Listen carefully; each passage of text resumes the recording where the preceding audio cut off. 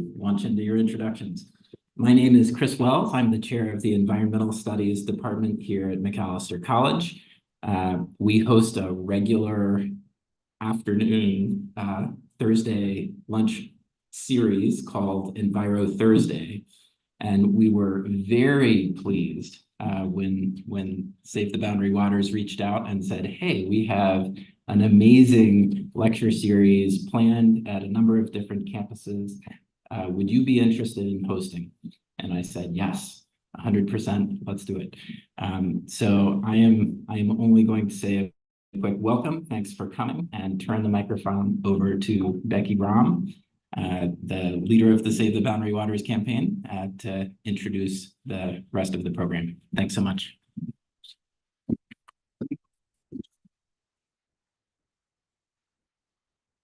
Thanks, Chris, and welcome everyone.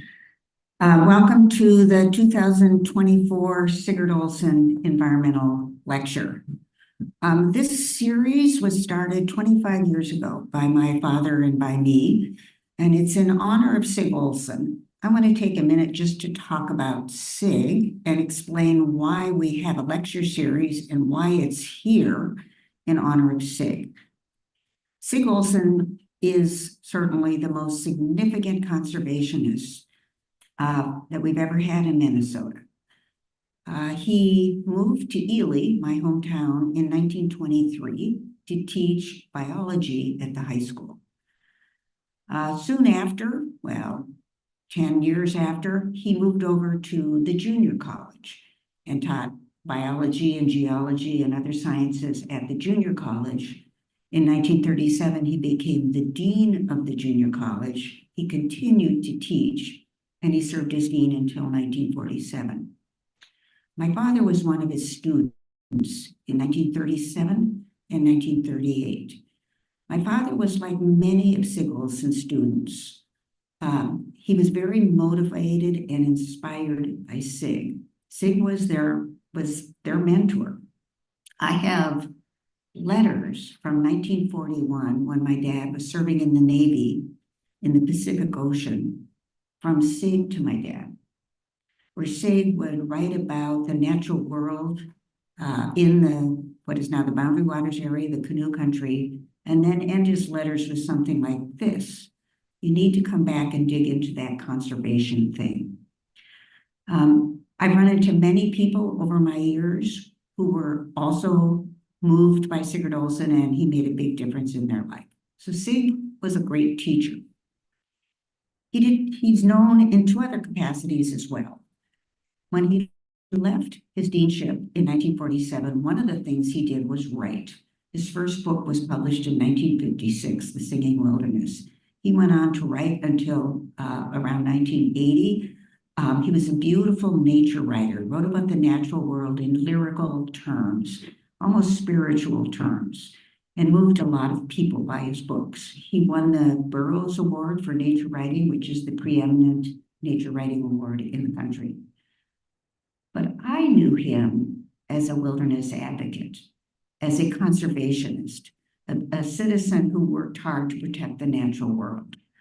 And he started that work in 1947 when he left his role as dean of the college. He worked on protecting the Canoe Country, helping passage of various laws to remove inholdings, resorts, cabins, airplanes, seaplanes. Ely, my hometown, was the largest freshwater seaplane base in North America in the 40s, and all those planes were flying into the wilderness. He first worked as an ecologist for the Isaac Walton League.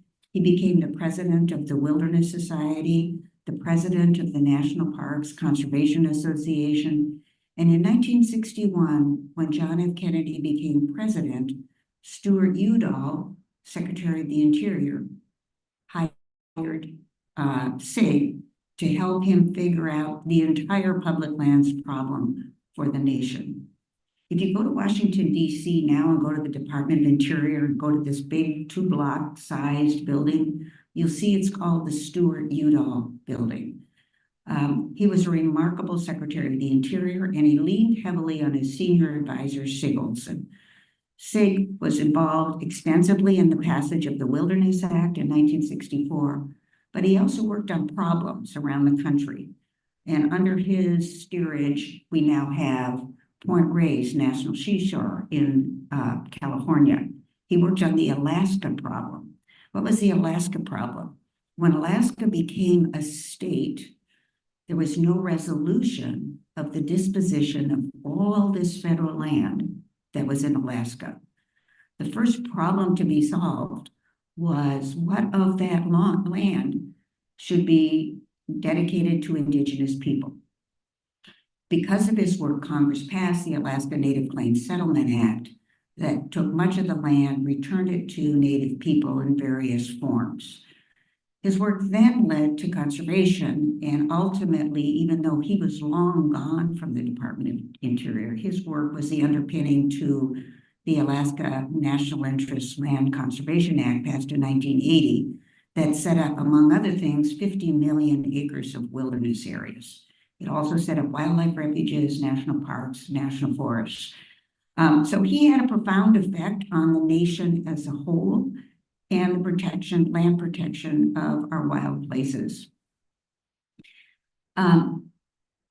What my father and I sought to do with this series was to introduce to students, young people, youth of our country, all the various ideas and ways in which you could protect land. So we've had speakers over the years that talked about the Northwoods of Maine, that talked about the North Cascades in the state of Washington. One of our speakers was responsible for the program that ended up saving the mountain gorillas in Rwanda. Problem solving. How do you save creatures? How do you save special places? And so that's what today's lecture is about. We are lucky to have Nobby Riedy and Matt Keller with us today. They each have had decades of experience working on the ground in protecting wild places, both for many years with the Wilderness Society. Most recently, they've been working on California, wild California, using a tool that we have not used in Minnesota as a vehicle for conserving land. So today we're going to learn about the Antiquities Act, passed in 1906, a very old law that is still modern in its application today. People think about antiquities as if it were a vase, something like that. But the very first place that was protected under the Antiquities Act was Devil's Tower. That was in 1906. In 1908, President Theodore Roosevelt protected the Grand Canyon under the Antiquities Act. So today we're going to talk about that, learn about it, and then think about how we might apply this tool and other tools to protect special places in the upper Midwest. So with that, I turn it over to Nobby and Matt.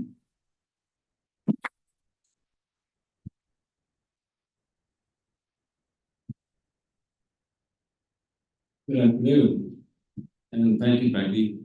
And thank you for Macalester and Hamlin Colleges for inviting us. We appreciate the opportunity, and it's great to be here. I speak for Matt. I want to say we're honored to be part of the Sigurd Olson series, because Sigurd Olson was such a monumental figure in the middle part of the last century, and really, as Becky said, really set some standards for how you think about wilderness and how you manage it. So we're going to talk about the Antiquities Act and California. So I'm going to get us started with a little background, and then Matt's going to talk specifically about the Antiquities Act and how it's came about, how it's used. Then I'll come back with a story about how it was used in one part of California over a century, and then Matt will finish up with some current campaigns that engage and are led by Indigenous communities in California. So here we go. Unless we're not going. We're still not going. Here we go. All right. So this is, we'll hear more about this area. Just a quick look at what I call Los Angeles' backyard. This is San Gabriel Mountains and the San Gabriel National Monument. So what we're talking about here is a political tool, a legislative tool, so a technical tool, the Antiquities Act. But in any of these campaigns and in all conservation efforts, it's about people. And a former speaker of the House of Representatives said all politics are local. Well, I add to that all conservation is political and all politics are about people. And Matt and I studied like when you view natural resource law, natural resource management, biology, et cetera, but you've got to really get into the sociology of how people interact and how organizations, bureaucracies work. So that's why I say it's all about people. The UN a couple of years ago reminded us that we're in a planetary crisis, 3 major planetary crises, and the first being climate, as we're all told every day. And you probably know this fact, but it still amazes me. The hottest years in all recorded history have been the last 10 years. So, you know, last year was the hottest year in recorded history. Biodiversity, we're losing at a rapid rate globally. And in the United States, in the first part of this century, we've been losing natural area at the rate of 2 football fields every second. So just imagine how much has been lost just in the time that I've been speaking. So it's a real serious problem. The indigenous view of nature is very different from what our society or dominant society in the United States is. And it treats nature as a big part of its community. So wildlife, water, air, land, plants are all part of the community to an indigenous person and to an indigenous government, tribal council. They don't take decisions without considering the impact of land and how that then affects the people. Another Midwesterner, Aldo Leopold, 75 years ago, wrote San County Almanac and talked about how we abuse land because we regard it as a commodity belonging to us. And when we see land as a community to which we belong, we may begin to use it with love and respect. Just a couple of years ago, the Secretary General of the UN put it this way: humanity is waging a war on nature. Pretty stark. And I think it's pretty accurate. And he says we need to make peace with nature, and that's the defining task of the 21st century. So the UN also in 2022 adopted a global biodiversity framework and said that following on scientists' recommendations, if we're going to preserve global biodiversity, we need to preserve 30–50% of natural areas in the world, on the globe. So thus came the first goal of protecting 30 by 2030. So in California, the governor signed a proclamation for the state of California to reach that goal and has put his administration to work at preserving 30% of the state. So we're going to talk a little bit about that. And this is California. You recognize the shape. Probably the colored areas are federal lands, parks, national forests, refuges, and Bureau of Land Management lands. Bureau of Land Management, which used to get joked about as the Bureau of Livestock and Mining, is the largest landowner in the United States, the largest federal property owner, over 250 million acres, so more than the Forest Service, more than the Park Service. And in California today, we've protected 25% of the state, which is really significant. You'll see that the state is twice the size of Minnesota. Minnesota is about 50 million acres. California is about 100 million acres. California is heavily populated. I mean, how do we? I talk about the population and the size of our delegation because it's really important to see why we've been able to protect so much of California, because the density of the population along the coast, people see daily how much nature they're losing and how much they've already lost. I mean, some people get out and spend their whole lives and never see an open space or a forest. I mean, you're lucky in Minnesota, there's a lot nearby. There's a lot in California, but a lot of people in the cities don't get out and don't see it, so they're very much in favor of protecting as much of the state in its natural habitat as we can. So politically, we're 1/20th, 1/5 of the U.S. Congress. So California has a large voice in Congress. So we're able to get some things done that maybe more easily than other places. California is also a global biodiversity hotspot being areas defined that has the highest concentration of endemic species, plants or animals, that occur nowhere else. So a lot of hotspots are smaller than 100 million acres, but we're lucky enough to have the whole state be, which is called the floristic province. California's floristic province has so much diversity and so much variety that the whole state is included.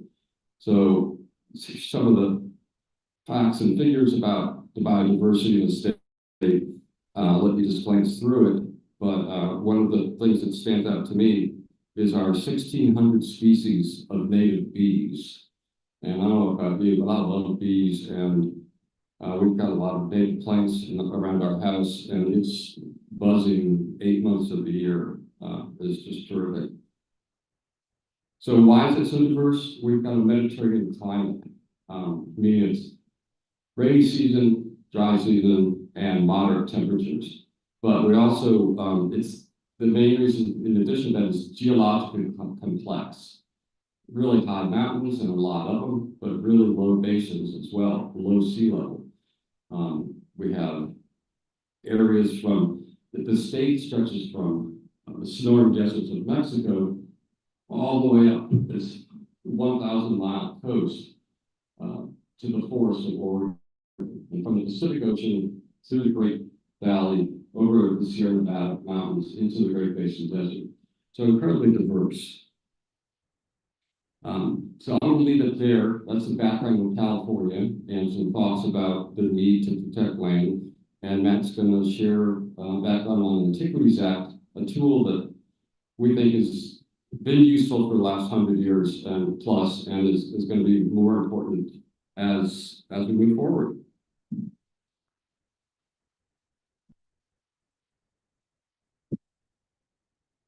Good afternoon, everyone. Thanks again for having us. Used to talking to a microphone, so I'll have to get used to that. I put this first slide up for a couple of different reasons. The first being, I don't think it's possible to really talk about the Antiquities Act and the system of public lands and Theodore Roosevelt without first acknowledging the original stewards of these lands. This picture also makes me happy. Because the first Indigenous Secretary of the Interior, Deb Haaland, looking out over a landscape that's very important to her, very important to a lot of tribes and a lot of folks across the country. It's the Bears Ears National Monument. This shot was taken after she met with essentially the 5 tribes that make up the Bears Ears Tribal Commission and Coalition. After she had restored, working with President Biden, of course, the second proclamation, the acreages that the Trump administration took away from the Bears Ears National Monument and Grand Staircase National Monument. It's a landscape that is important to her people in New Mexico, many of whom use this landscape and hold it very sacred. So it's also a great illustration of how the Antiquities Act, public lands and public lands management is evolving, and the arc of history in that regard is starting to bend towards justice, but we'll talk more on that at other points throughout the conversation. Disclaimer, I'm not an Antiquities Act scholar. I'm pretty bad at facts and figures, but I am pretty good at using it. Both Nobby and I have had an opportunity to work on multiple national monument campaigns that successfully utilize this tool that I'll talk more about to get land protected, to help tribes establish co-stewardship agreements with the federal government. So my presentation is kind of through that lens, maybe a little less academic in that regard. But a little bit of historical context is of course useful. This is going heavily on Southwest Colorado and Southeast Utah pictures because it's where I live. But this is Mesa Verde National Park, not too far from my home in Durango, Colorado. It's kind of a poster child for why the Antiquities Act was needed in the first place. This, along with other really important archaeological sites throughout the Southwest, were, around the turn of the last century, early 1900s, being pillaged, vandalized, artifacts being pulled out and sold. This dynamic, along with a larger mentality that was starting to evolve, not just amongst folks like Theodore Roosevelt, but other conservationists at that point in time, a recognition that not just archaeological sites, but nature in general was disappearing. Forests, mountains, hills, river canyons were kind of going away and running rate as the country rapidly industrialized. This quote, which is a little long, so I won't read, in some ways kind of summarizes the vibe of the moment. And Becky touched on this notion of, you think of antiquities, it's a vase, it's a painting. Roosevelt talked about that, and the country at that time's reverence for rolling triumphal arches and Gothic cathedrals, but the heck of a river canyon or a beautiful archaeological site. But we were losing those things and not valuing them appropriately. So that was part of the vibe that led to not just the Antiquities Act of 1906, but other important conservation wins, which we won't have time to get into here today since we're focused on the Antiquities Act. But I throw the text of it up there just to show you that it's a relatively simple piece of legislation, I think by design, but really focused in on this notion of objects. It seems like a weird thing to talk about, but it's what those of us working on Antiquities Act campaigns spend a lot of time thinking about. Objects of scientific or historic interest. Those are the things that national monuments are geared to protect. Those can be archaeological sites, they can be interesting geologic features, they can be historic buildings. But that is what essentially this law gave presidents the authority to essentially use executive action or something very close to it to proclaim national monuments. And we'll talk a little bit more about the specifics of what that means. As Becky mentioned, Dulles Tower in Northeast Wyoming was actually the first use of the act by Roosevelt himself in 1906. Very significant, obviously a geologic feature, but also a geographic location incredibly sacred to several tribes in that part of the country for a variety of reasons. And then, another point was also raised in 1908. It was the tool that was originally used to protect Grand Canyon National Park. It used to be Grand Canyon National Monument. It was initially protected through use of the Antiquities Act. Grand Canyon and many other iconic national parks that most folks know about that are interested in visiting these types of places actually started out as national monuments designated through the Antiquities Act. Over time, laws were passed that sort of created national parks out of them. And that's another topic that we won't have time to get into today. But a lot of the nation's most iconic parks kind of started out and got their initial protection through use of this tool. An outdated chart that I had to update. I saw it because it only made it a little bit of the way at the bottom through President Obama's term. But 18 of the last 21 presidents have used the Antiquities Act. 9 Republicans, 9 Democrats. It's been a pretty bipartisan tool over the years until very recently with previous administration. But President Obama used it a lot, used it successfully, 34 times. Over 553 million acres of land, but mostly ocean. We utilized the ocean monuments to create these new protections. President Biden's already used the tool 5 times to both protect 1.5 million acres and restore an additional 2 million acres that I mentioned earlier. In Bears National Monument and Great Syracuse National Monument. As we'll get into towards the end of the presentation, we're hoping that we would use the tool a lot more. There's really great campaigns on the ground working to make that happen. So national monuments, as I kind of alluded to, can look like a lot of different things. Another shot of Bears Ears here in a really amazing spot that I visited multiple times. This is what a lot of people think about in sort of the modern sort of mode of national monuments. It has been used effectively to protect sites that are important to tribes and to advance tribal co-stewardship, as I mentioned. But it's also been used to protect large landscapes that are important for habitat connectivity. Have important geologic or ecological features, but also to protect historic buildings. This photo is of one of the many sites along the California Coastal National Line, which is kind of a unique case in that it protects mostly offshore rocks and islands for the entire coast of the state, but also kind of little land footholds like this one here that President Obama expanded into the monument during his second term, called Piedras Blancas. And I put this up there to demonstrate that frequently it's used to protect actual buildings, actual monuments, lighthouse in this case, but just to kind of show the diversity of how the tool is used. So what is a national monument exactly? There's sort of a map and a photo of what's displayed, at least in the larger kind of red squiggly up above there. These are the Mojave Trails and Sand and Snow National Monuments. Places that we'll continue to touch on throughout this presentation that President Obama designated in 2015, all in all about 1.6 million acres, pretty large chunk. Not going to speak more to that. But I put this map up here to show that it's a designation that's applied to existing federally managed lands. See kind of the orange, the green land underneath, those correspond with the BLM National Forest Service lands. And national monuments, this designation, like other public lands designation, creates a protective layer over these existing federally managed public lands.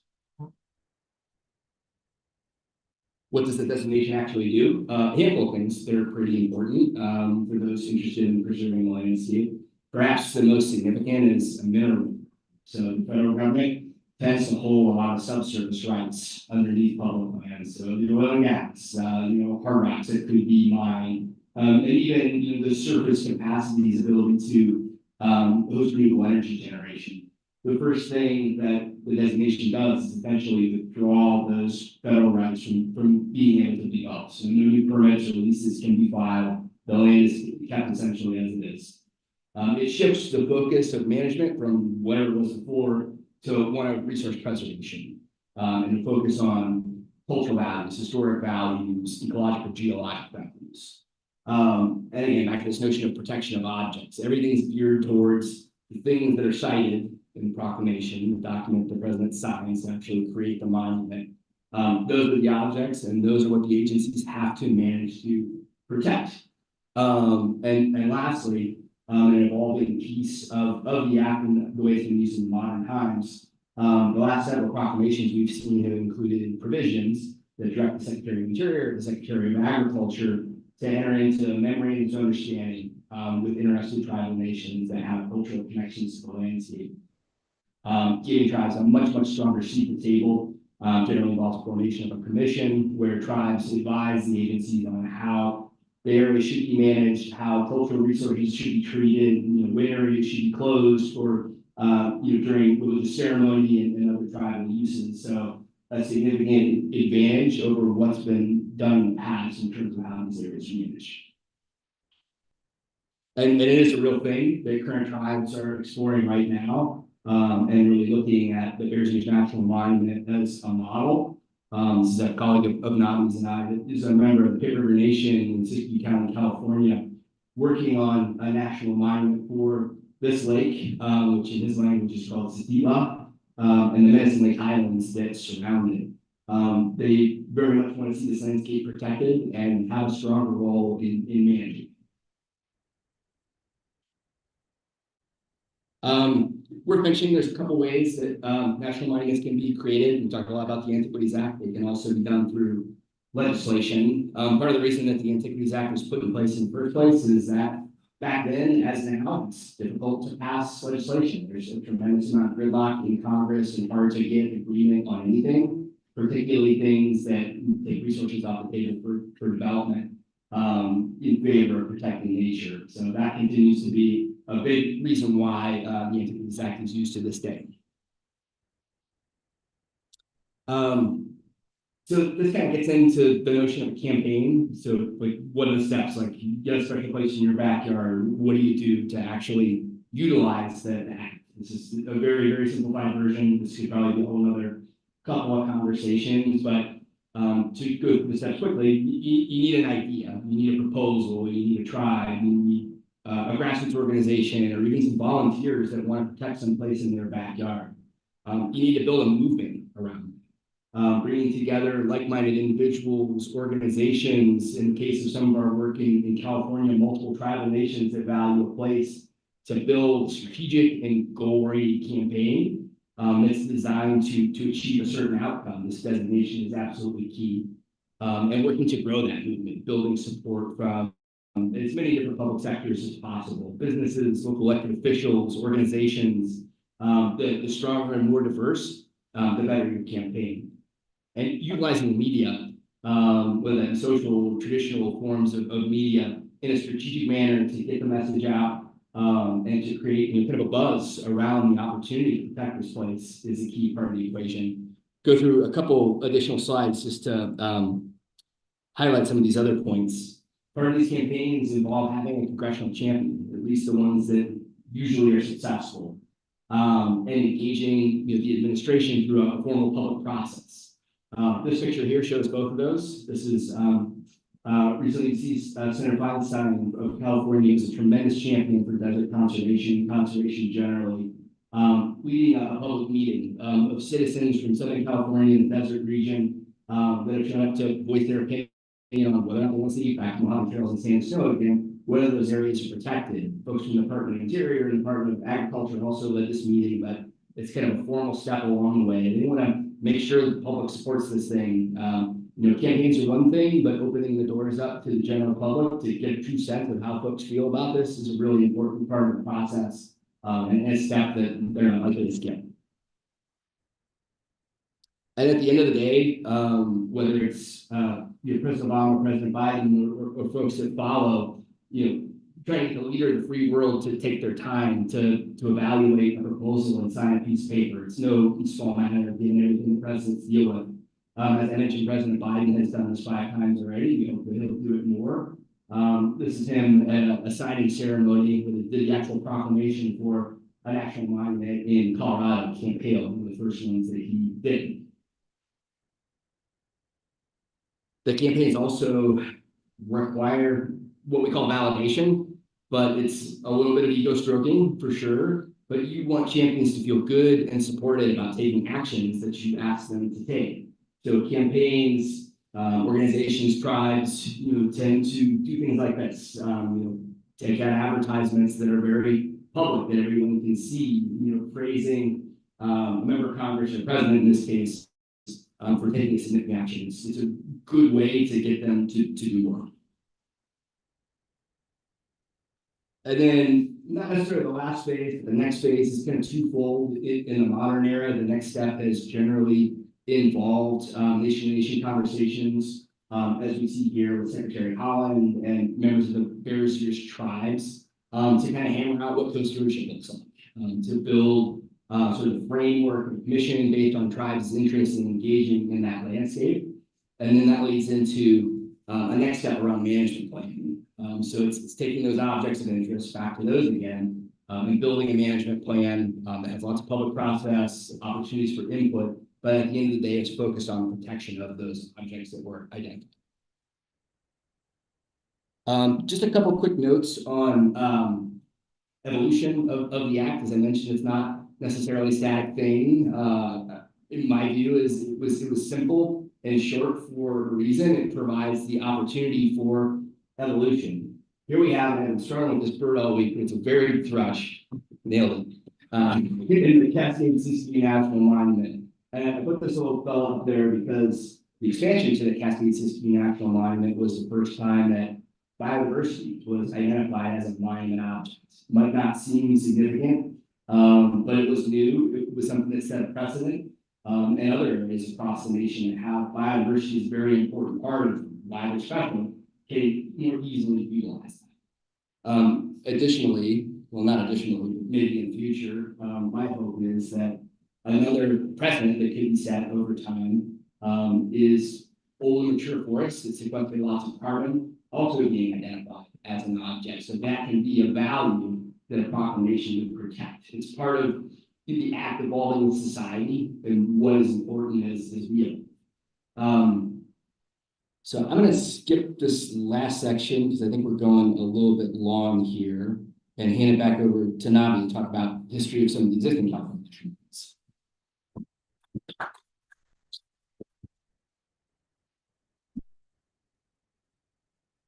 All right, well, we'll move quickly here. Just an example of some of the monuments designated in California, just through the diversity. Small one, 160 acres for Cesar Chavez, a farm worker advocate.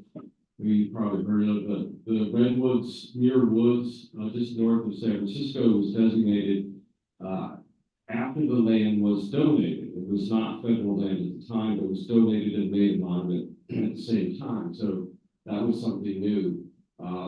Again, with the concentration camp, which was often referred to as internment camps during World War II for Japanese citizens of the West Coast, U.S. citizens who were interned or put in these camps because of their concern about spies from Japan.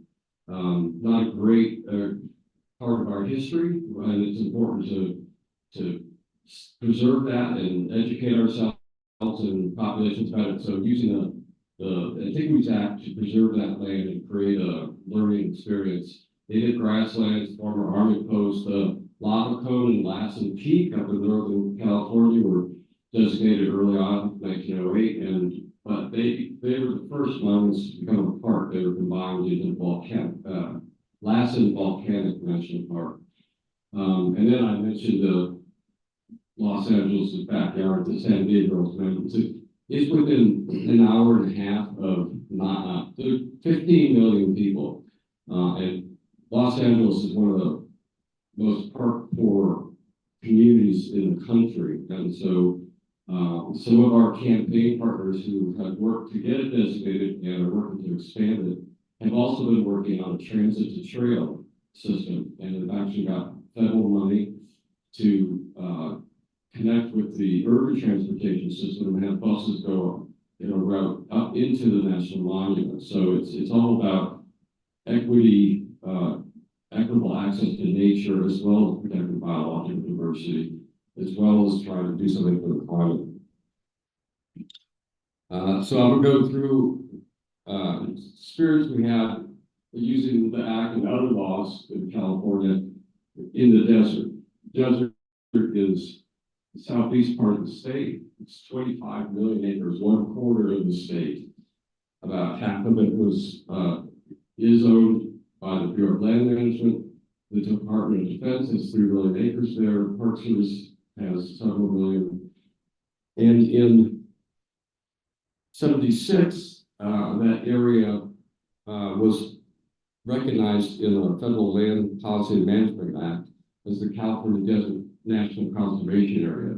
And they talk about the California desert being an ecosystem that is extremely fragile, and call for a management plan to talk about how you're going to preserve that whole ecosystem. And so I'm going to go through a series of maps here that show the changes over the years. So this represents the largest colored block up there is Death Valley National Monument. And you may think of it as Death Valley National Park, but at this point in 1994, it was a monument that had been expanded 4 times after the original monument proclamation. So several presidents did special proclamations using the Antiquities Act to expand the original area. And at that point, I think it was about 2 million acres. The lower purple area is Joshua Tree National Monument. Again, same thing. Created in 1936, expanded a couple times, and it was a national monument at this point. And at that point, we were able to pass legislation. So this was a presidential proclamation for those areas that would pass legislation. And you see that the changes. Death Valley was expanded by a 1/3 or so. It's now the largest national, and it was converted from a monument to a park. So you can get a monument by presidential proclamation, but to create a park, it has to be done through legislation. So the legislation made it a park, expanded it, so it's now the largest park in the lower 48 states, 3.6 million acres. Created the Mojave, the area here, we see all these white private land in Holdens, which is part of the story. Created the preserve, which is 1.6, expanded Johnson Creek, and all these orange areas are BLM wilderness, 4.5 million acres of wilderness in 69 different areas in that 25 million acre area. So that private land there is on Mojave. A land trust worked, that was all owned by the railroads who had given the land in order to get them to put a railroad through that area in the 1800s. So land trust bought it, and as you can see, donated it. And so all that inhold was within the national park area, and the BLM wilderness were protected now. And that was 500,000 acres of land. So it was a significant conservation achievement in its own right.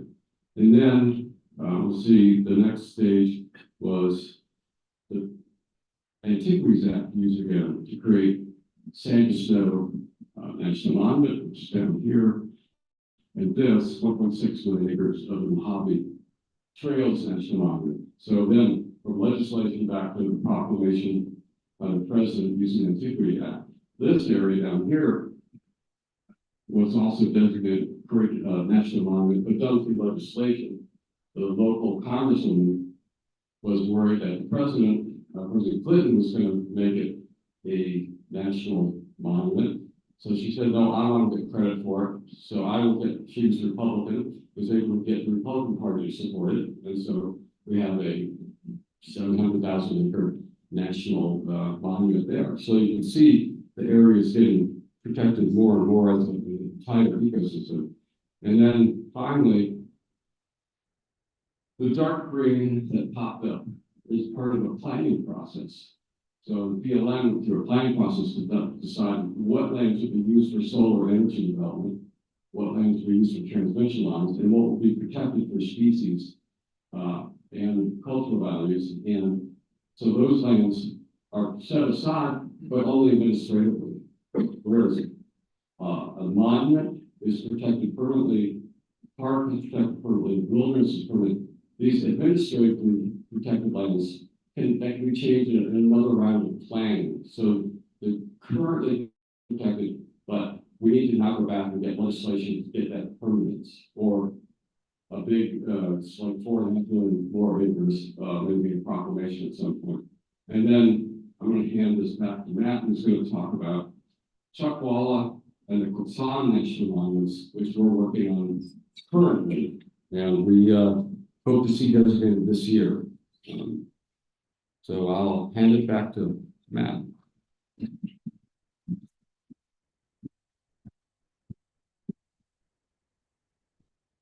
All right, as I mentioned earlier, not going to stop at those 5 that the president is designated so far. We've got a lot of great opportunities in California, some of which have been alluded to, but I'll go into each in a bit more detail. So there's 2 expansions, first 2 bullets here, expansions to the San Gabriel Mountains National Monument, that first slide we showed, as well as an expansion to the Berryessa Mountain National Monument. The Chuckwalla area that Nobby just mentioned, Satitla Medicine Lake Highlands, which is way up north, and Quetzal, proposed national monument in the very southern end of the state. Go through the geography of those, so if I can use the cursor here. Satitla Medicine Lake Highlands is the furthest north, up here in Siskiyou County, up near the Oregon border. Molokwuyak, which is the expansion to Berryessa Mountain, not too far from Sacramento. And the other 3 are way down south, just outside of Los Angeles. San Gabriel Mountains expansion, and then Chuckwalla and Quetzal are fairly close to each other, divided by actually a county highway or state highway. And come from essentially Palm Springs over here to the west and Joshua Tree National Park, all the way out basically to Arizona and the Colorado River, and as far south almost as the international border. So the San Gabriel Mountains National Monument, tremendous opportunity to protect nature close to people for communities that lack access to protected nature. It's all U.S. Forest Service managed lands in Los Angeles County, 109,000 acres. It was actually part of the original proposal. It was designated by President Obama in 2014, but for whatever reason, it was left on the cutting room floor and wasn't included. That said, local activists were really interested in continuing to ensure that this part of the range got protected, and I think they're very close to being successful in doing so. There aren't any federally recognized tribes with historic lands within this proposal, but there are several tribal communities that have started to play a really important leadership engagement role in the campaign and work to identify important resources on the ground that a monument designation should seek to protect. And as they pursue federal recognition, they become more and more involved in the management of that land. Back up north, the expansion to Berryessa that I mentioned has been co-led by the Oshkosh Nation, a tribe in Northern California.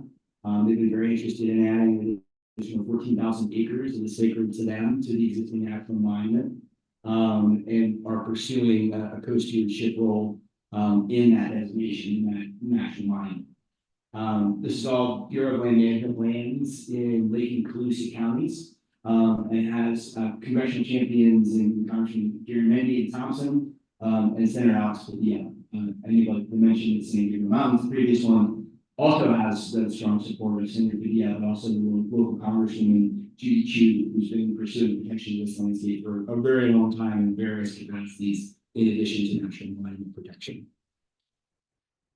Heading down south to the largest proposal, about 636,000 acres. In the Chippewa National Monument.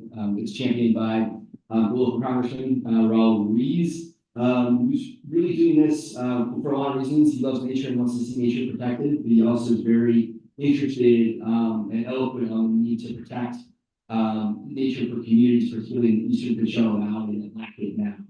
And Chippewa will provide excellent sort of backdoor opportunity for those communities that don't have protected nature to get out and experience that. And quite frankly, enjoy better air quality. This one has co-leadership from 6 different tribal nations. There are many tribes in California. The history of that is one we don't have the time to get into, and it's not a happy story. But there's been tremendous tribal engagement and tribal leadership with particularly these 6 nations who have passed resolutions in support of Chippewa, are seeking co-stewardship, and are essentially co-leading the effort of the Conservation Coalition in a really positive way. These are all Bureau of Land Management lands in Riverside and Bureau counties, the two furthest most south counties, or 2 of the 3 anyway, in California, and has great opportunities for large landscape connectivity, in that it's just south of Joshua Tree and close to other protected lands. We create a very nice connectivity scenario in addition to the really important cultural and social values tied to Chippewa. Heading way up north, if you're familiar all with California geography, that's Mount Shasta, the second highest peak in the state, off in the distance there on the I-5 corridor. The Medicine Lake Highlands, 30 miles east of there, just for orientation. This is an entirely tribally envisioned and led effort by the Pit River Nation, who has been fighting for the past couple of decades to keep geothermal development out of the highlands and out of probably the most sensitive and significant groundwater resource in the state. Geothermal may sound good because it sounds clean, but it also involves fracking in pretty sensitive groundwater areas in a way that would be catastrophic for the tribe, for cultural values, and for a large part of the state of California as well.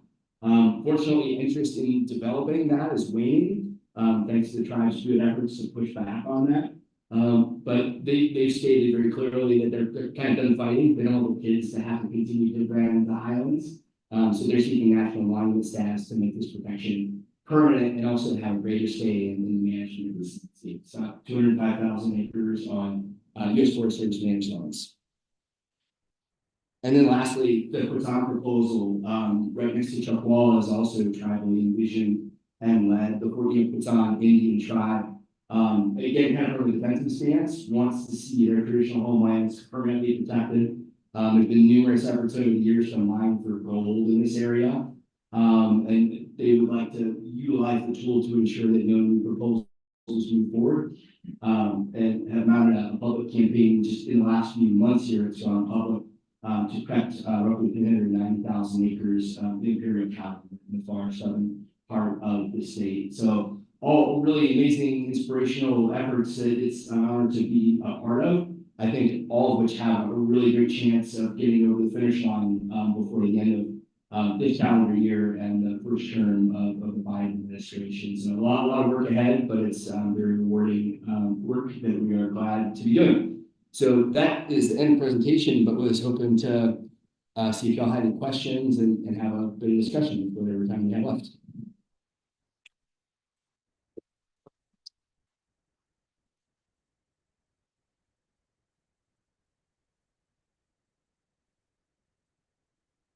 Chris, you want to come up and let's throw out a question? You got a bunch of them already? Thanks, and I'll ask questions. I'm going to throw something out as food for thought. President Biden has followed the UN directive and has set a goal of protecting 30% of our nation's land and water by 2030. We've been giving this talk at different schools. On Monday at the University of Minnesota, someone said, well, if only 4 states end up being the states that protect a huge chunk of land and they're all out west, what does that do to the Midwest? And so that, that's, I think what that person was saying is, what's our role in this? How are we going to get to our 30% of land and water protected in the upper Midwest? And over the course of the week, some people have started throwing out new ideas. One idea that I thought was particularly interesting was a Lake Superior National Monument. Lake Superior, according to this person, has a lot of federal land around it, some very fragile landscape, and maybe that's an idea. But I think part of what I'm hoping you'll understand is these ideas come from you. We're not going to get a federal agency to say, how about doing a national monument and draw some lines on the map? Our role is to come up with the lines on the map, the scientific argument for protecting places, a cultural argument, whatever the argument is, but that's our goal. And so I'm just hoping that your creative juices are flowing and you start to think about these various tools, not only legislation, but the Antiquities Act, to help us get to that 30%. I think if the creative juices aren't flowing, it's because we're not listening. We're at 1 o'clock, so I want to do a quick thank you for the speakers and for all the amazing work that you're doing. So everyone, please help me thank the speakers.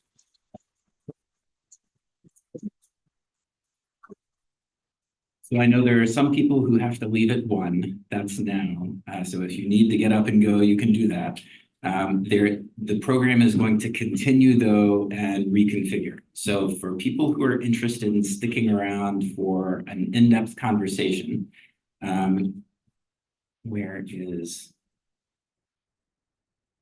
But they all tell me do you want to come up?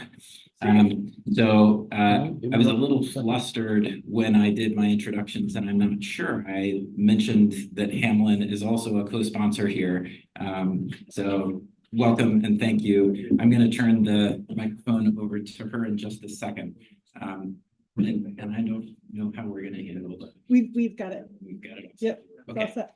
So thanks everyone for coming. The program will continue. If you need to go, just now is a good time to do that. If I may just, before you all leave, I just wanted to announce something very exciting. We've been hearing this, we were just talking about the expansion of 2 monuments, the St. Gabriel's and the various mountain of Boyer. The Washington Post just announced Biden plans to expand 2 national monuments in California. So that's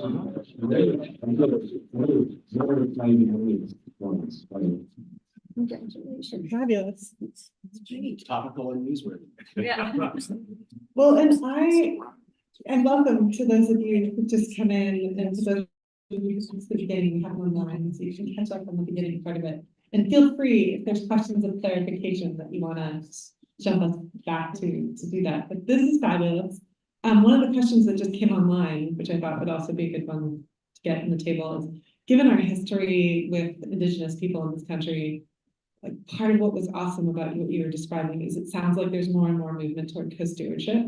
So if you could talk a little bit about the kind of processes that have been built in here that help not have this just be a repetition of exploiting Indigenous folks, that's one of the main questions that's kind of, we'll keep an eye on. So those of you online, you can put your questions in the chat as well. Yeah, for me, as someone who's been working in conservation for the past couple of decades, it's about doing the work differently, and it's about acknowledging history and other cultures, and it's about making space, again, for the original co-stewards of the land. And quite frankly, from the perspective of organizations that are a little less public facing and have the opportunity to support campaigns, it's about supporting what tribes do. There are tribes across the West that have their own proposals. Like, who cares what X national environmental group wants to do? I'm really interested in supporting tribal vision for this land, and how can we use whatever skills and knowledge and resources we have to support that vision. Additionally, we talk a lot about co-stewardship and these national environment proclamations. It's an awesome first step, and it improves the situation for tribal management of these areas dramatically. But I know other tribes in California right now are also thinking even beyond that. There's a different level of management that can be achieved through use of legislation. Change a law to do it, proclamation can't do it, called co-management, which is essentially co-equal decision making with the federal government. So tribe doesn't like the monument manager, they essentially got veto authority. That can't happen through proclamation, but it can happen as the next step. There's already legislation in place for some of these. They'll kind of move on after a proclamation is established that can help to make that a reality. Additionally, a lot of these tribes are interested in at least parts of these proposals for land back. The Quetzal proposal in particular is a great example of the tribe has a larger vision. They want to establish this national monument, but there's also state-owned school trust lands, and the details of that within that proposal. Right now, they're talking with the Newsom administration about potentially getting those either donated or purchasing them so that they can actually have land they own in the mine. I would see that as something that grows and grows over time. So I think it's all very positive. It's moving in a really good and just direction. It's long overdue, but I'm excited for it. I'll just add. Can you hear me? Yeah. Really important point right now is that the Biden administration came into office, and President Biden appointed not only Deb Haaland as Secretary of Interior, which was a really significant first time Native American was in charge of that agency that has responsibility for a lot of indigenous land and other bureaucracies that interact with Native people. So really significant, but that's just what you see on the surface. The Solicitor's Office of the Interior Department, which is the lawyers for the Interior Secretary and the rest, has a number of indigenous people, including the solicitor, the solicitor for the office, who is from Minnesota. But as you go through the bureaucracy and you go through the assistant secretaries and down, and this is true in other departments, there are more and more indigenous people who are in the federal government, in the bureaucracies now. And there's quite a few at levels on the ground in a variety of places. In Minnesota, the superintendent of Grand Portage National Monument is a member of the local tribe that's right there, and helps to do co-stewardship of that monument. So in having indigenous people in the government is essential for making the change. And that's something that President Biden and his administration has done more than any other in my 40 years of observing this. So it's really incredible and positive, and that trickles down to all everybody's view of it. The tribes get more excited. The tribes are more interested in participating because they have people who they can relate to and understand their situation. So I think that's been a really important change. Were there questions? So we know that renewable energy requires, or specifically requires various curious if you think there is some misalignment between the goals of significant development around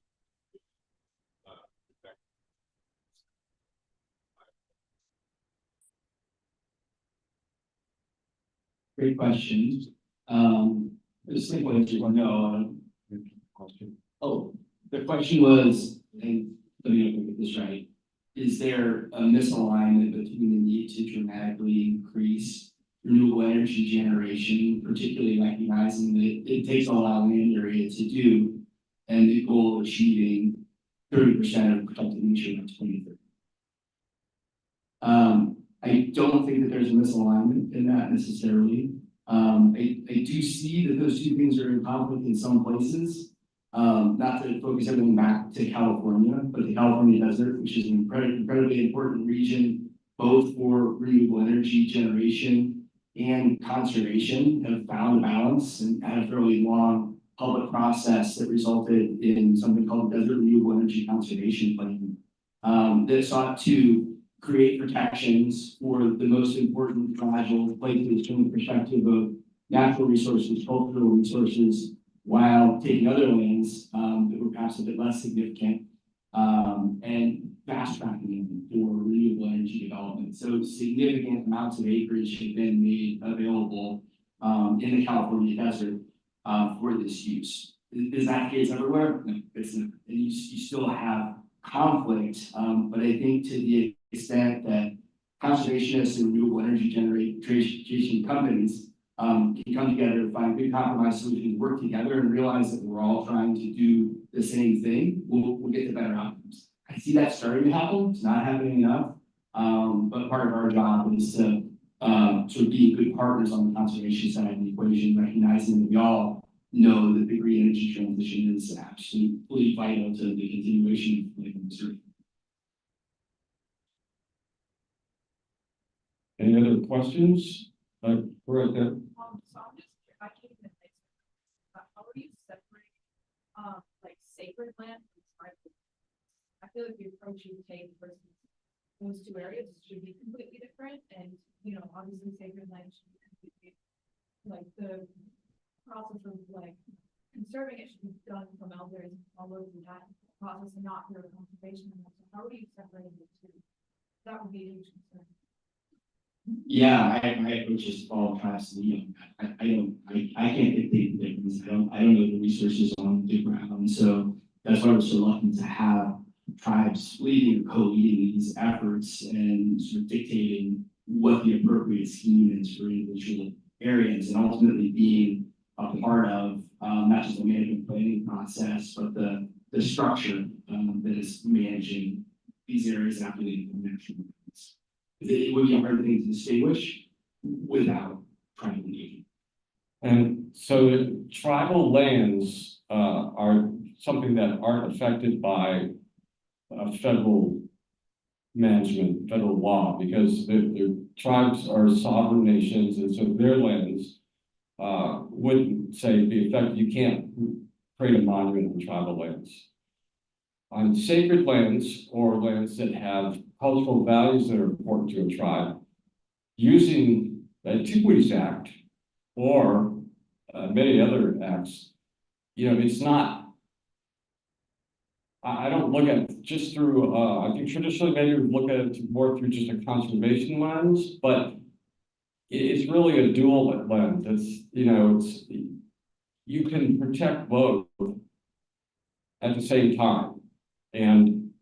But as Matt was saying, the most crucial part is having the voice of the indigenous people and the tribes that are nearby, whose homeland it is, to be a part of it. You know, really from the get-go, and have it this nation to nation dialogue rather than, I mean, it's so often historically been pro forma that the agencies say, we've got this land activity, this man plan we want to put in place, and we have to consult with the tribal nation, and their consultation will be, here's what we're thinking of doing, what do you think? They provide that information, and then the agency goes to its black box someplace and decides, and traditionally, the economic value is going to outweigh the tribal, and the people in the agency who are not indigenous and haven't had the experience of understanding where the indigenous people come from and how important these cultural or sacred values are. They're just not responding in a way that the tribes feel comfortable. The Quetzal National Monument is all about, because the tribe feels that they've been dished by the Bureau of Land Management every time there's a proposal on lands that they consider sacred. They talk to them, and then a bad decision comes out, and another proposal comes out some other time, and they say to the tribe, well, why is this important to you? You know, it's like, they don't quite get it, but I don't think they're really trying to get it. Now, some people do. Some of the land managers are just terrific. But I think for me, it goes back to having enough indigenous people in the agencies and from the top requiring discourse of the nations and to be something of real substance. But as I said early, you missed this, but I said this is all about people. It's all people, and tribal people or non-tribal people. It's all sorts of dynamics. Well, one really good example of that, if you're interested in that topic, is how they're managing those relationships in the Grand Canyon. I mean, as a national park, but it was a monument first, and there are 11 historically associated tribes and tribes that actually share boundaries with the park. And they're bringing a really high degree of consultation and co-management with a bunch of different tribes, including tribes who most of them have origin stories in the canyon.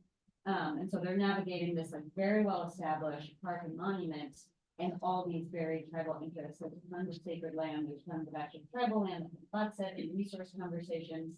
And they're doing a really incredible job, mostly because of who their superintendent is right now. But they're also they're doing an initiative too that I think we'll see more and more of, where they remove some of the barriers to being hired by the government in national parks and monuments, such that more local tribal folks can actually be employed in the parks or in the monuments, which is a really great. So I would just encourage you to look into that. I'm wondering if there are any more questions from our online class. Not yet. Oh. So again, if you have got any, did you have a question? I do also have a question. Oh. Not a student, I feel like a student. Hello. My question, and something that we've been talking about as a team, so I work with Save the Underwaters, is the sort of significance of communication and sort of gaining a cultural understanding of what monuments are and what they can do. Because with the Lake Superior concept, with maybe a Boundary Waters watershed concept, you know, there's all these opportunities, but you know, the Midwest is often overlooked as flyover country, and all the big monument, big sort of public land protection stuff is really sort of in the West, and they get that in the West to an extent. And I think that there's a maybe a lack of competencies around that concept here. And so I'd be curious about what you'd say to, I mean, a whole state, but you know, where would that communication start? What would it have to cover? How do you sort of introduce this concept? I think Californians are just really familiar with it, but I think a monument, a big monument push in the Midwest would be something that would really take people by surprise. So I'm just curious what you think about sort of communicating that and making it more approachable to the people of Minnesota or the Midwest who maybe have less experience with it. Thanks for your confidence in the people of California, but There are just so many. yeah. You know, even there where it's been used in recent years repeatedly, it's not well known by the general public. you make a good point. Anyway, the way I suggest people approach these things is, first of all, look at what you're trying to protect and what values that you have and how you would like to see it managed in the future. And then find the right application, like if it's the Antiquities Act. So starting, I've worked with several campaigns. I've started with, let's do a monument. And then as we work through it, people, oh, no, we want this kind of management. We want this to be able to occur.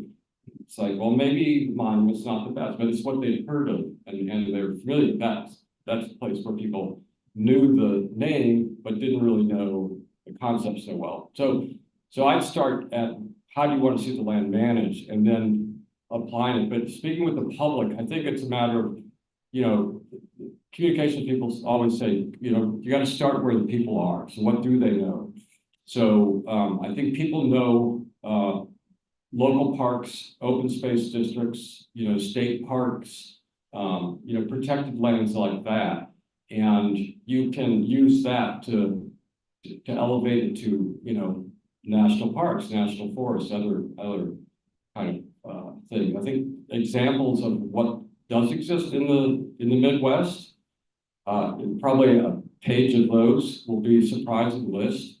There'll probably be more cultural and more historic monuments or others.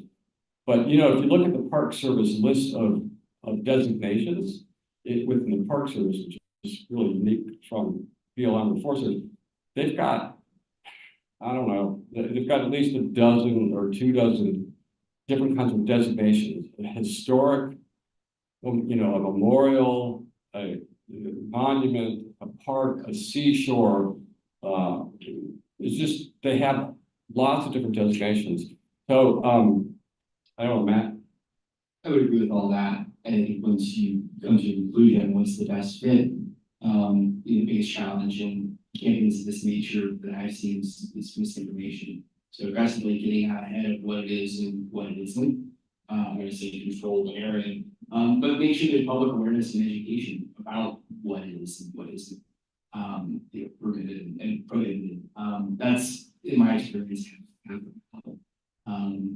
from there, it's difficult to get into the specifics without wanting to write a strategic plan, which we're obviously not going to do. So that's where my brain goes. Yes, We have an online question. an online question. Are ecosystem services considered in the Antiquities Act, or is it mostly intrinsic and cultural significance? Are ecosystem services considered in the Antiquities Act, or is it Mostly intrinsic and cultural significance? mostly intrinsic and cultural interest? Well, in the Act itself, it refers to objects as historic or scientific, objects of historic or scientific interest. Ecosystem services would be under the scientific. So, I mean, that's, as you saw on the slide, Mike, that's the extent of the Antiquities Act. So it doesn't really get into anything. And ecosystem services wasn't even a concept, I think, in 1906, at least not broadly. So you would definitely, here's an example. Satipa, which is up in the far north of the state. Medicine Lake Highlands, the area you saw with the giant volcanic mountain in the background on Shasta. It is the source, the groundwater, there's a source for some significant amount of California water. It sort of blows your mind. And that's why the fracking for geothermal development is problematic on one level. But that's an ecological service, is that water to the people and the ecosystem of California. And so it is the value that we would contend, and I think historically you can see other designations that identify that as an important resource or an object of scientific interest. I know that the term, it sort of sounds like a joke. Well, is a groundwater source an object? Well, you need to broaden that when you're looking at that. Yeah, I would say ecosystem services aren't necessarily direct call out objects, but they are the functional benefit that protecting nature generally. So that's watershed protection, groundwater protection, reducing air pollution. You can run through the list of not all, but many ecosystem services and see that national monuments or other protection of nature do that in an indirect way. Just by way of example, national proclamations by the president for national monuments have designated as objects watersheds, groundwater, biodiversity. And so I think it would be within the scope of that approach, scientific value, to include ecosystem services. I think someone could present that case and have a decent chance of being successful in that being a scientific object that should be protected under the Antiquities Act. Just follow up that with this acknowledgement that I think just recently, the Biden administration promulgated rules that ecosystem services need to be taken into consideration in planning and decision-making by the federal government. So that's really significant, just to use the phrase and direct people to start considering it. It will take a while, I'm sure, before it's refined in a way that we're all comfortable with, but pretty significant move by the Biden administration. Sam?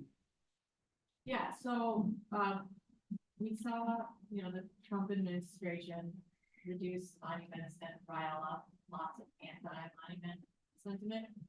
I'm wondering if you can comment on that, but also what have you seen as arguments against national monuments, maybe even prior to that? And perhaps some of them are good concerns to have by people, and some are totally overblown or scare tactics. So I'm talking about the types of reasons for oppositions that you've seen. I'll just throw in one. I'll let you follow the sort of the current arguments going on, but the reason for the Antiquities Act was in large part because objects of cultural significance in the Southwest and Mesa Verde were being robbed and destroyed, and the Congress couldn't get its act together to act quickly enough. And so there was a recognition that there needed to be a way for the president to step in when there was a threat or to be able to act quickly without the burden of going through a Congress, which at least is going to take a couple of years, if not a couple of decades.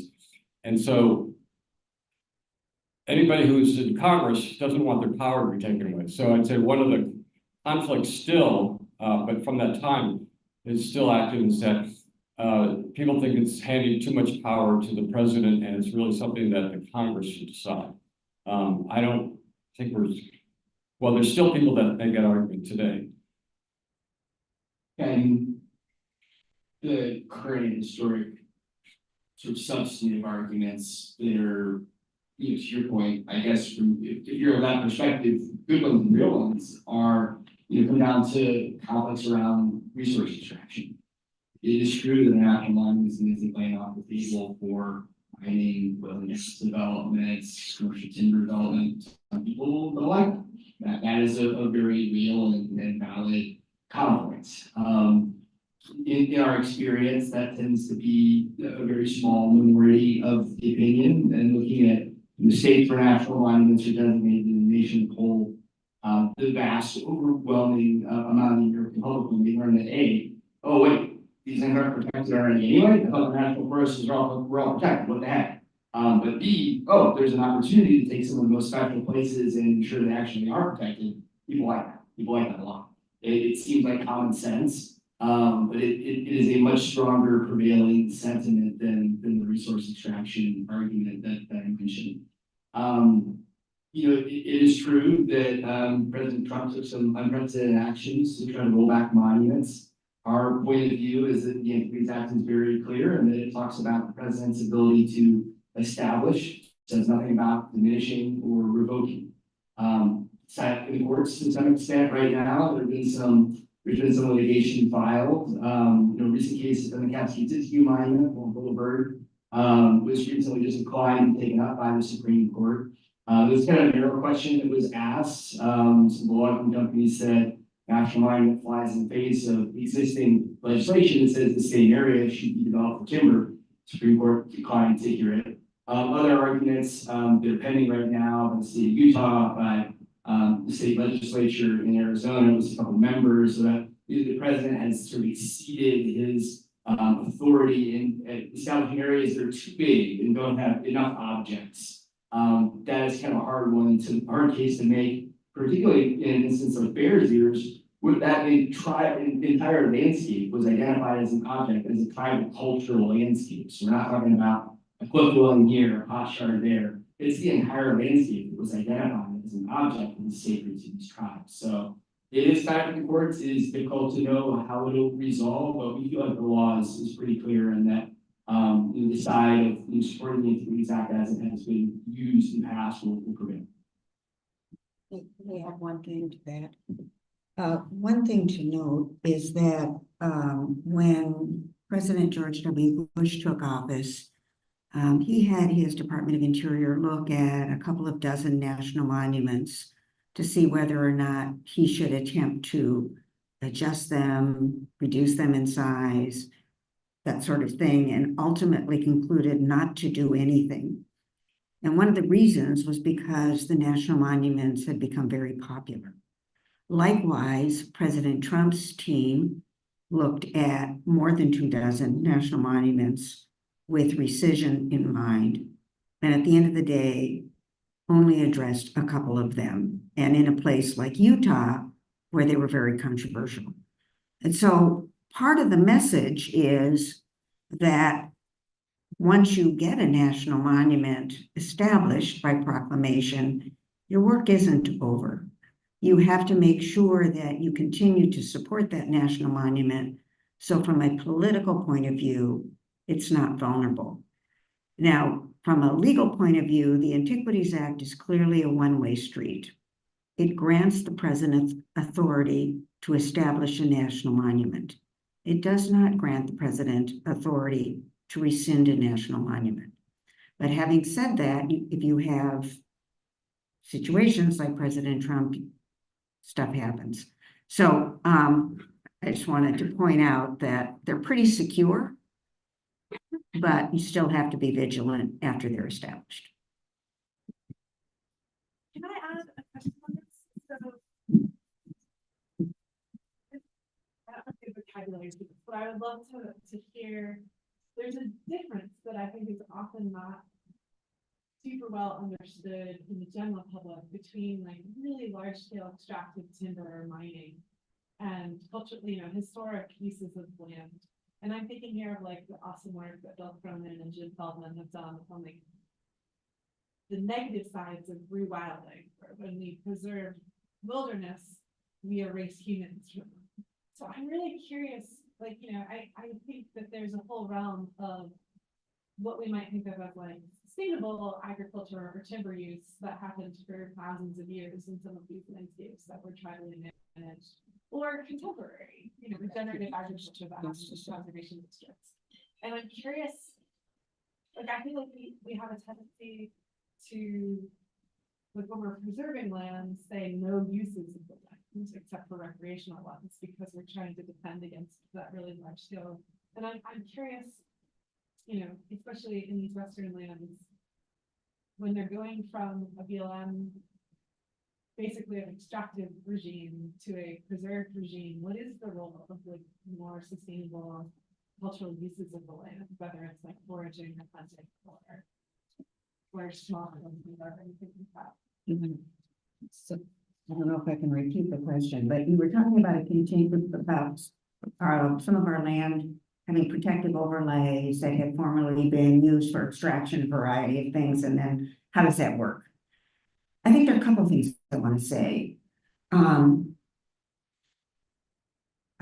I feel, and I can say this personally, that I've evolved in understanding what untrammeled means, for example, in wilderness areas. So wilderness areas, we have 110,000 acres of federal public lands that are managed as wilderness, and they've been designated as wilderness by Congress.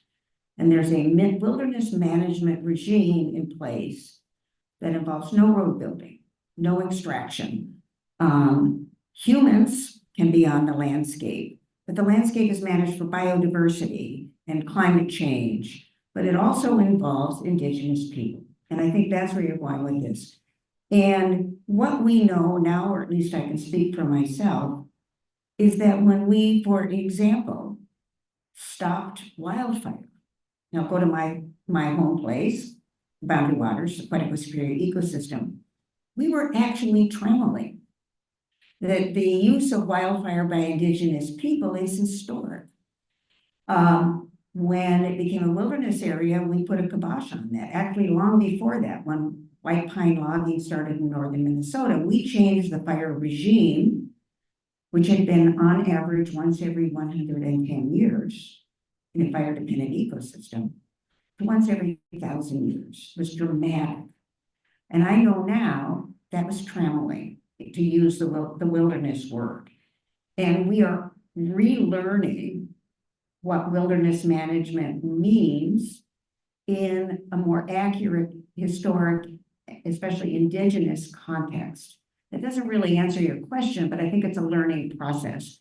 And I think in other landscapes where extraction is allowed, but we are moving in a direction of healthier ecosystems and protecting biodiversity and not clear cutting, all of that is a evolution of our understanding and thinking of ecology and ecosystems, and looking at having a long view of where we want these ecosystems to be.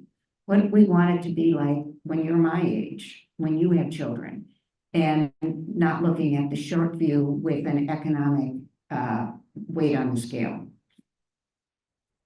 The only thing I'll add to that is, commercial, extractive, and industrial scale use society.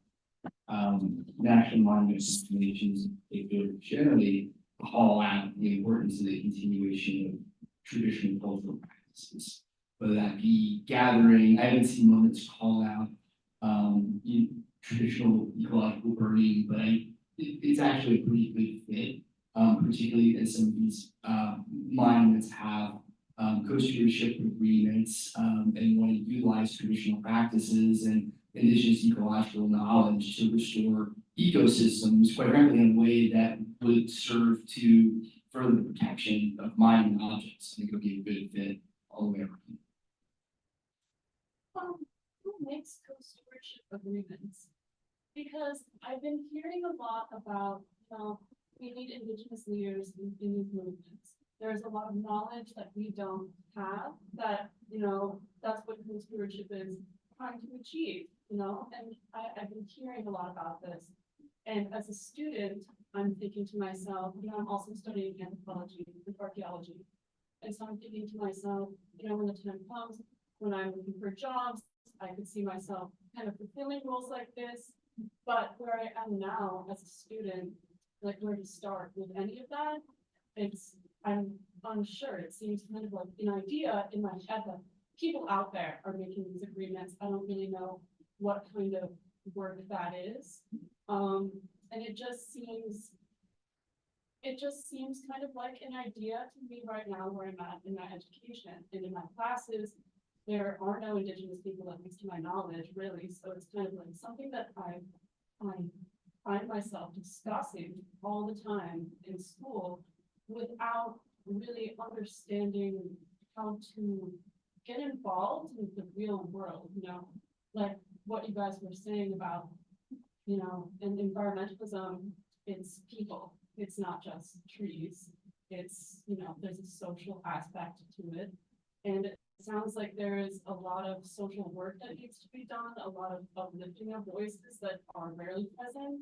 And I guess, I'm like, if I want to find out this knowledge, where do I go? What do I do? Sure. I don't know. Yeah. Yeah, no, absolutely, and as I mentioned, it's evolving in terms of the use of these memorandums of understanding. We've got a completed one now, that we can look at, and others are being modeled off of that. So if you Google, Fair Shares Intertribal, you can send out an email later, memorandum of understanding. A document that's publicly available will come up, which is the result of, so first out, the proclamation was signed. One of the provisions of that proclamation was a direction to the Secretary of Interior and Secretary of Agriculture to enter into memorandums of understanding with tribal nations specifically that want to pursue coast stewardship. So that's what sets the whole process moving. But it's a series of government-to-government conversations between folks who are the current land managers, the Department of Interior, Department of Agriculture generally, and tribal leadership, tribal nations, to hash out what they want a commission focused on coast stewardship to look like based on that tribe's interests. That is then the document that moves forward to guide what that management looks like in the future. So to answer the question specifically, it's a nation-to-nation conversation between those tribal governments and U.S. federal government. That's who creates these agreements. It's not something that Department of Interior is just doing and telling tribes about it. It's collaborative. It has to be by some leadership. Does that answer the question a little bit? Let me give you some Minnesota examples and encourage you to get involved. Last year, the Superior National Forest signed a memorandum of understanding with the Ojibwe people, with the bands, the tree bands, for whom the Superior National Forest is ceded territory. Likewise, the Chippewa National Forest has a memorandum of understanding with Ojibwe people. And that is the set up a process for engagement and respect and partnership in managing the land.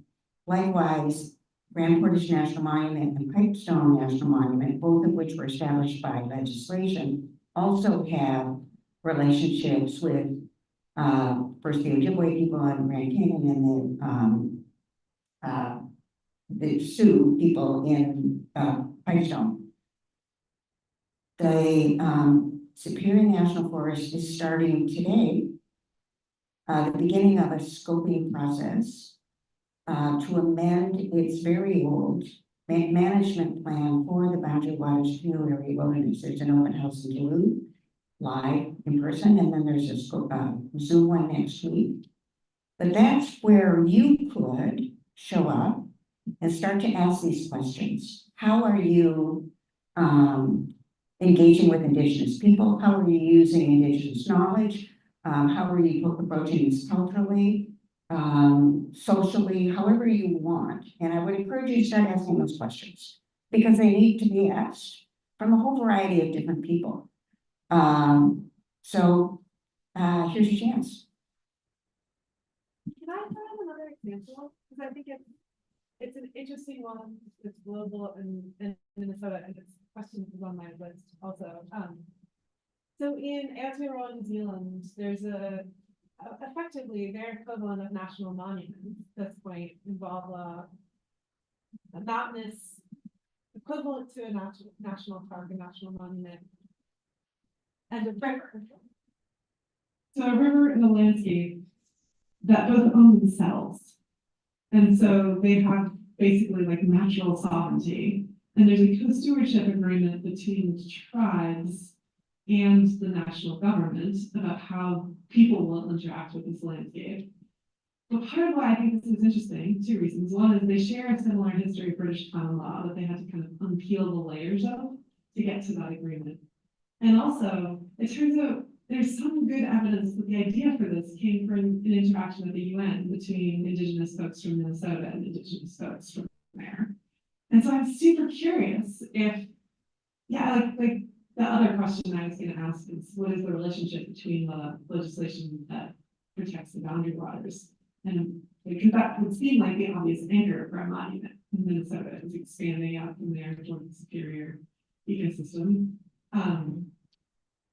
But I'm curious, right, kind of like part of what I think a lot of the questions have been getting at is around sovereignty and around at the end of the day, how these nation-to-nation relationships work under this monument structure. And I'm curious if people, yeah, this example, I think the legal title for it is legal personhood. It's for these natural entities as objects have their own ownership, which is fascinating. I've never heard of in the US. Well, that concept is evolving. It's very new, and it's I'm not going to pretend to be able to answer that part of it, but the sovereignty aspect is that it is, in a way, it's just, we don't need to complicate it, it's really straightforward. These tribes, in the United States, there are tribes that are federally recognized, and there are some tribes that are not federally recognized. And that too is this complicated legal and historical concept. And so I'm just going to deal with the issue of recognized tribes. So it gets very complex when you have they have their own land too, and places with big reservations have their own police forces, and you got a whole debate over whether the state's police can enact, or enforce laws on reservation land, and it's very, very complicated. But for a land manager, it's very simple. Do you have a adjoining or overlapping sovereign nation that is recognized by the federal government as a sovereign nation, and you need to work with them? And so how do you go about working with them? You first of all, you don't put them in the same categories as a bunch of conservation organizations or the same category as extractive uses. It's another nation. It's like you got to go to the UN, and you got to work with them. And the people at the forest level are just representatives of the federal government. So you've got to look at it that way from the get-go, and it becomes it's very complicated along the way because it's very new to us. Although a lot of people have been doing it on the ground for a number of years. And Grand Portage, I think they've had an MOU for at least a couple decades. And so there's experience, even if it's a small area. It's with two sovereign nations. So without getting into all the legal aspects of it, which would be way over most of our heads, and it's evolving, and it's very, very complicated. I don't know if you have. One thing I wanted to point out is that the nation-to-nation relationship doesn't work with the state. So the state doesn't recognize Native people the way the federal government does. And one of the battles that we've had for decades now within the state has been an effort to shrink the size of our national forests in Minnesota, turn those lands over to the state, where extraction can be done without the trouble of having to work with Native people. So that's a problem you're inheriting, is understanding that federal land means something to Native people. It means that the federal government has to consult with and work with Native people. State does not. The other thing I want to say is, at the beginning, Nobby said, all conservation is political and all politics is people. Right now, the federal bureaucracy that manages land, and 4 agencies that manage our land other than military, the Forest Service, Fish and Wildlife Service does wildlife refuges, National Park Service manages national parks, and Bureau of Land Management it manages 240 million acres of BLM land. Right now, Native people have a strong voice in those agencies because of Interior Secretary Deb Haaland, because our solicitor for the Department of Interior, who grew up in Ely, Minnesota, he's an enrolled member of the Boy Sport Band. And you just go down the ranks, and Native people have a role right now in how these decisions are being made. Many of them are political appointees and can change with a different direction with a different administration. And so unless you lock some of this in by laws, national monuments, land protection measures that are permanent, some of this is fragile.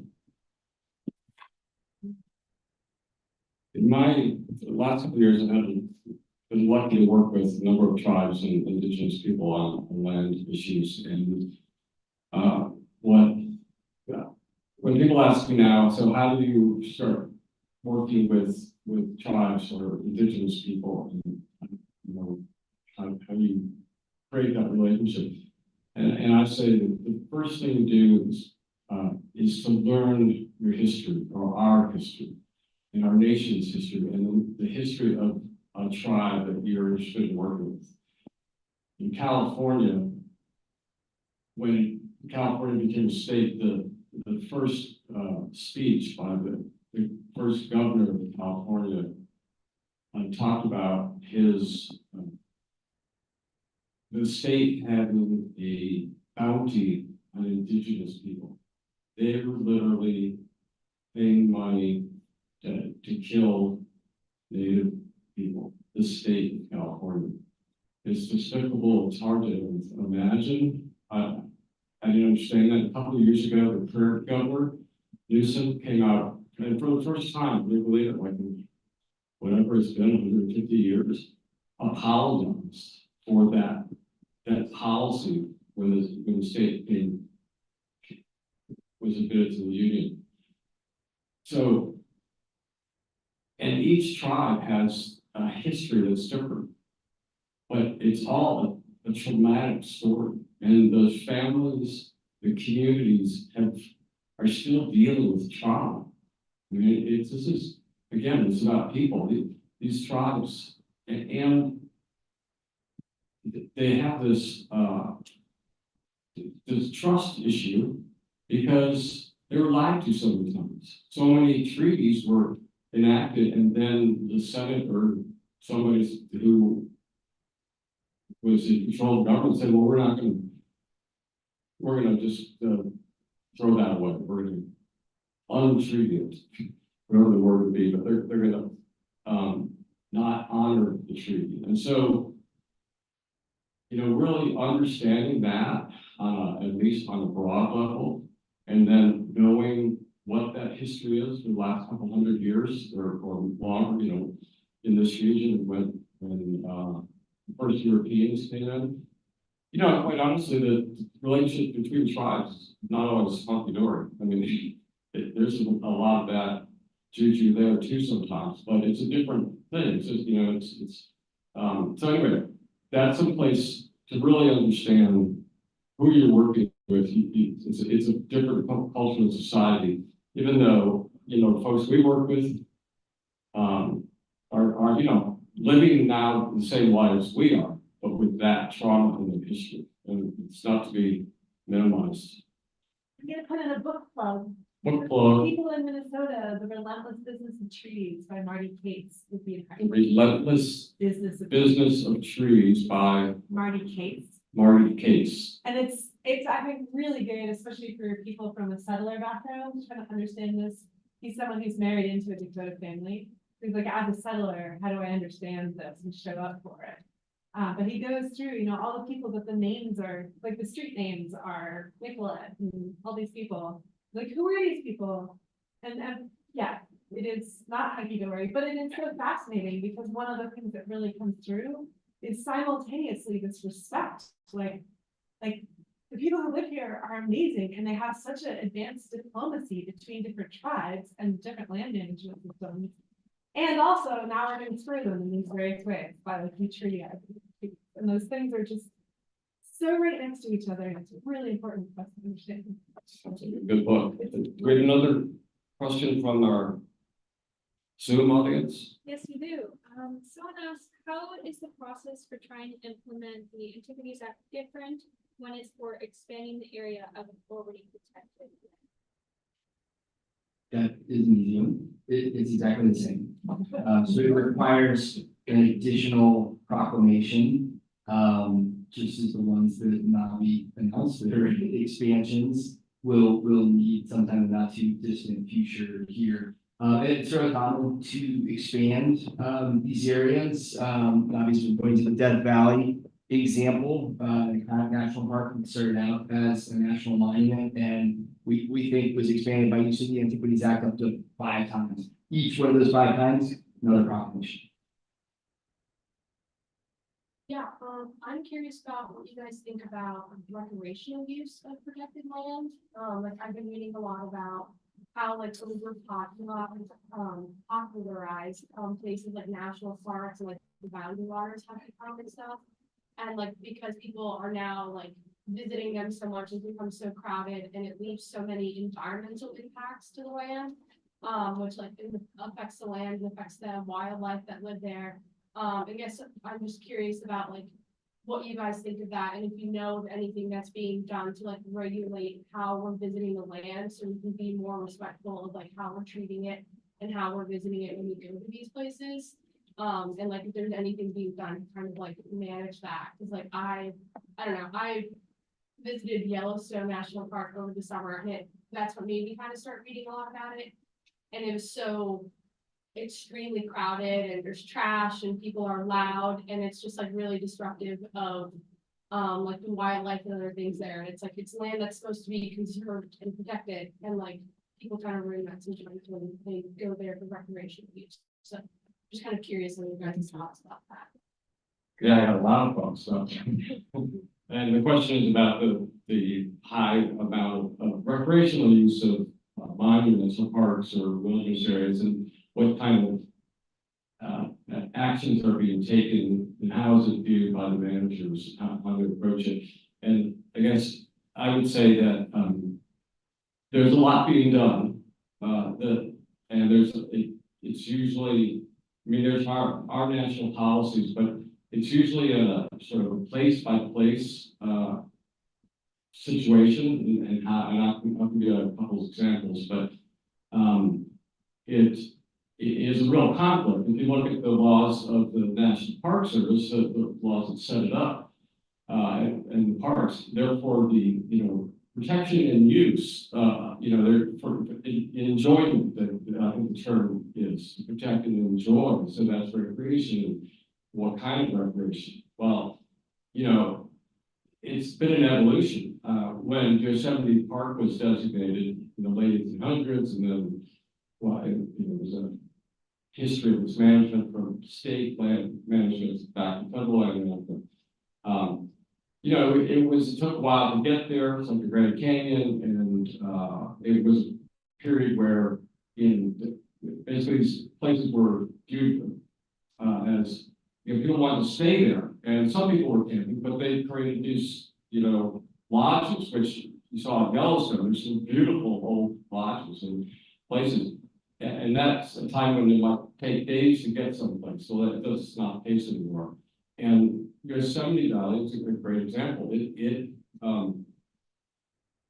attracts lots of people. And if you go into the valley in the summer, you're basically driving into a traffic jam. You're driving into very poor air quality and driving into the zoo. And at one point, they had a barbershop in Death Valley and a pizza parlor in Death Valley. They had a video rental place in Death Valley and all of these different facilities, a jail. And it evolved over time to try to deal with visitation and maybe a sense of knowledge at that time of what was possible and what the responsibilities were. But a couple decades ago, they started to rethink that, and they went through management planning, and luckily or not luckily, there've been some floods that have cleared out some areas, like some campgrounds, and the Park Service had an opportunity to say, well, should we restore that or should we not restore that? And the people who had used the areas for their families years complained about not being restored, but in many places they chose to restore meadows and not put roads back in. So there's a lot of philosophical change and recognition of things. It's really slow. There's a lot of time, but it's an issue that we saw during COVID when a lot of natural areas, including the boundary waters, got overused And the other problem here is that we don't put, as a country, we don't put the money into managing these places. So we don't have a recreational staff. And I'll tell you, it may seem to some people trivial that, well, we don't have enough recreational, rangers. Well, so many fires are started by people and campfires and stuff that if you're managing carefully recreational use, you're reducing wildfire causes, artificial ignitions, and thus you're reducing hundreds of millions of dollars of costs. So you're actually saving, I don't really know what the economics of it, but you can figure, you're gonna be reducing the firefighting costs if you put it in there. Plus you have all these other benefits. I think Becky has something.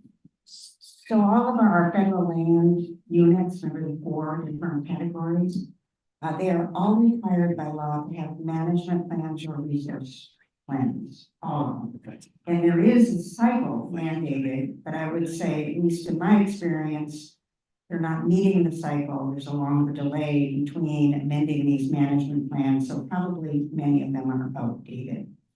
But it is the management plan process involves you. It's a public process. So the agency will come out with a proposal.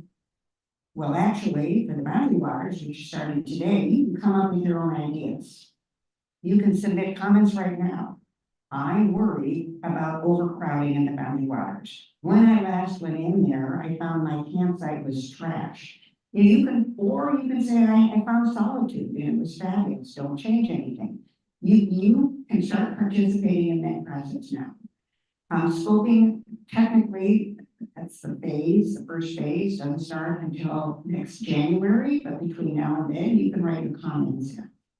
Now, in the last boundary waters management plan, which was in the 90s, the Forest Service determined that the boundary waters was being loved to death. That was in the 90s. Now, the boundary waters is the most visited wilderness unit in the entire 110 million acre system because it's so accessible. You get in a canoe, you get out, you climb a big mountain, you backpack on. And in that last management plan process, they reduced the number of people that could be in a party to 9. They figured 3 3-man canoes or 3 women canoes, 9. And they put quotas on entry points to manage the overused sites. Because of the pandemic, people didn't go far away, they stayed here in the Midwest, and our boundary waters was really heavily used. And there were people who had never been in the boundary waters before. There's something called leave no trace, and now when you go in, again, you have to have a permit. You're supposed to watch 2 leave no trace films. Your group leader is, so you learn how not to trash the place. So after the pandemic, last year, the Forest Service reduced quotas at some entry points to try to deal with the overuse, but they just did that on an ad hoc basis. So one of the 3 main topics that's being addressed in this revision is overcrowding. So weigh in. Another one is fire, the role of fire in our fire-dependent ecosystem, and can we introduce more prescribed fire? Prescribed fire is man-initiated fire. So you're going into a wilderness area, it's not natural. It's not lightning. You got man starting that fire in these places that are supposed to be untrammeled. But we've trammeled by suppressing fire. So that's another topic. And those 2 topics really demonstrate sort of the evolution of our thinking. It's the world's greatest canoe country wilderness, but it's being overused. It's the world's greatest canoe country wilderness, but it's starting not to look like it did 40 years ago, 50 years ago, and we have the risk of catastrophic fire. So these are interesting topics, and I encourage all of you to weigh in. And all you do is go to the Superior National Forest website. They've got a whole section on the Boundary Waters Wilderness Plan management process. You can sign up for the Zoom thing. Go to Duluth tonight, but do get involved. I just want to jump in and embarrass Becky here. Becky is one of the most accomplished conservationists in this country. grew up in Ely, was a guide in the Boundary Waters when she was 14. She's been out there canoeing since she was 14 years old. Before that, since she was 2, but she was only guiding since 14. She was a helper before that, and she's an incredible person. And I encourage you to. She's accomplished so much, and because of her love for this place. That's the other thing. You already know. It sounds like the folks that spend time in the outdoors. Getting to know a place and loving it is that passion goes so far. And if you, in my business, which, you know, I've been a lobbyist and an advocate in various forums for land conservation. And if I've been to a place, I have a very different tone to my voice and a very different feel when I go talk to people on Capitol Hill. And just being there. So one of the things that Matt and I do most often, we constantly try to get people out to the land and get people from DC or whoever from Sacramento out in the land. And in this case, get them out in a canoe. Join, say, the Boundary Waters and the northeastern advocates for wilderness. Minnesotans for wilderness. Minnesotans for wilderness. I remember the saying with Boundary Waters. It's a great organization based in Ely, and Becky and partners founded it, and they say the Boundary Waters campaign. And Ingrid is the executive director, and Sam is a part of it. And I don't know if I missed somebody else, but they've got a great crew of people down in Minneapolis area, but they also have staff in Ely, and they know Washington DC very well. They know the agencies, so you know, you want to gain some experience. The best way is to volunteer. Talk to them about having some kind of internship that you get credit for. It's really valuable down the road. I mean, it's one of the most valuable thing I did for my career when I was in school. So I urge you to do that. It'd be a very sophisticated organization, and you learn a lot. Well, thank you so much. Thank you for coming here to make it so you didn't have to come and give this talk twice. And thank you so much for them having this extended period. I knew there would be a lot of questions. And thank you for not letting